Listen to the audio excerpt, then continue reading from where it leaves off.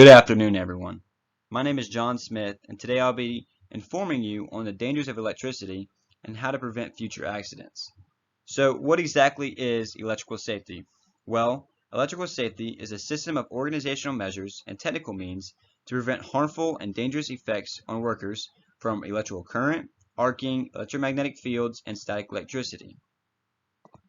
So, electricity. What is electricity? Electricity is energy harnessed from the configuration or movement of electrons, the former being static electricity, and the later being the electricity that comes from the electrical outlet or flows through overhead power lines. Fun fact, electricity travels at the speed of light, which is more than 186,000 miles per hour.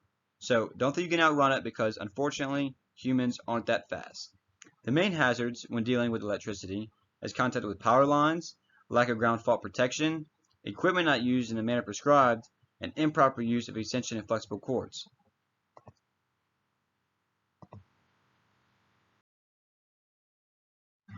The dangers of electricity.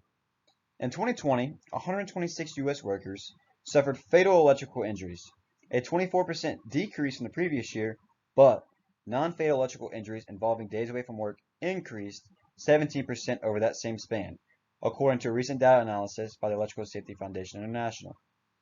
Electricity can cause an electric shock.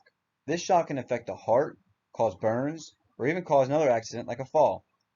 Electrical shock may cause heart stoppage or fibrillation, which requires someone to defibrillate with an automatic electronic defibrillator.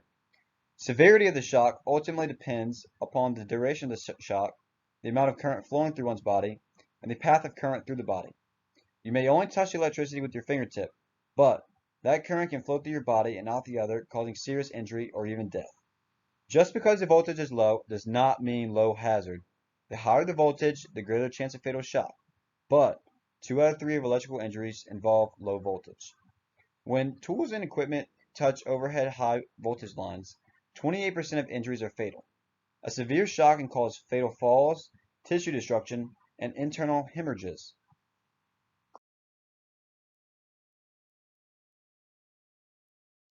The three types of burns from electricity are electrical, arc, and thermal burns.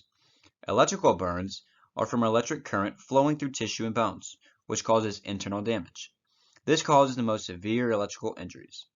Arc burns are from being caught within an arc of electricity. The arc between metals can be 35,000 degrees, which is 4 times the temperature of the sun.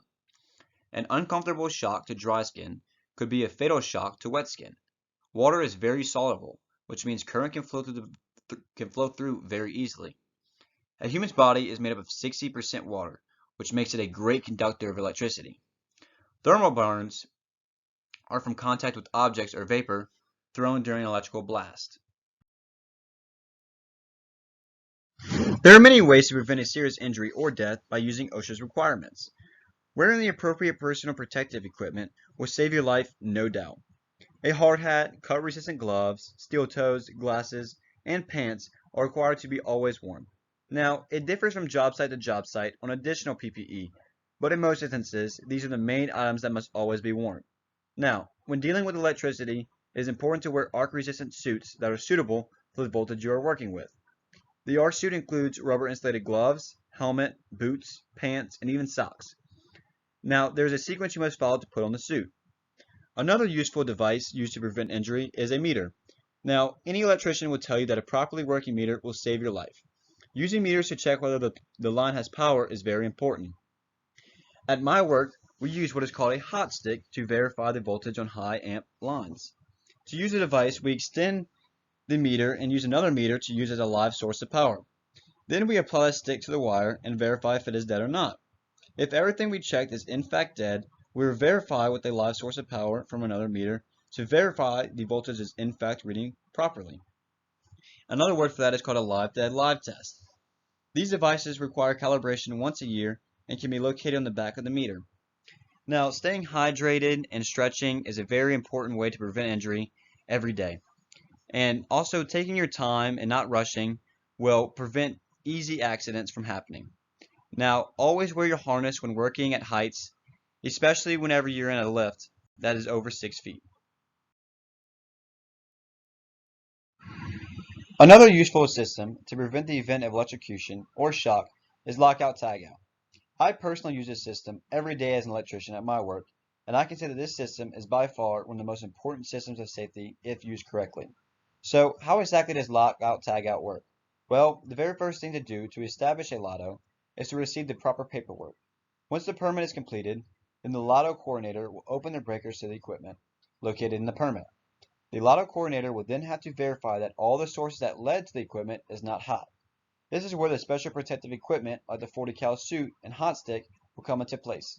After a successful live dead live test is implemented, then the lotto can put all the keys to that equipment in a box and put a lock that can only be opened by the lotto coordinator.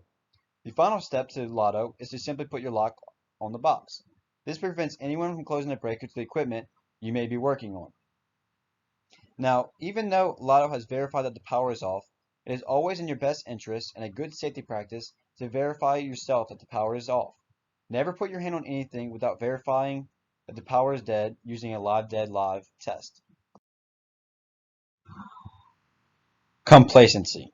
Complacency is talked about every single morning in my safety meetings that I have at work because it's true. You get tired of testing the equipment that you quote unquote know the power is off until one day it is not, and it could very well be your last. Take your time, and if you do not know, then simply ask someone. Everyone has stop work authority, meaning that if you see something that can hurt you or one of your coworkers, then stop the job immediately. Get with your safety supervisor and explain the issue. Now, the best and safest work environment is one where everyone has each other's back. An important and safety requirement is to fill out all paperwork before working. Now, I know that paperwork is boring and no one wants to do it. I know you'd rather be stripping wire or running conduit, but filling out the proper paperwork before starting any job task is extremely important for not only you, but for your employer. Filling out a job safety analysis and a activity hazard analysis and a daily task analysis is extremely important. Now, writing down what you're doing for the day in sequence, the potential hazards that you might face, and ways to prevent the hazards are not only beneficial to your safety, but prevent future safety accidents in the future. Now, your employer requires that this paperwork is completed and submitted per OSHA and employer guidelines.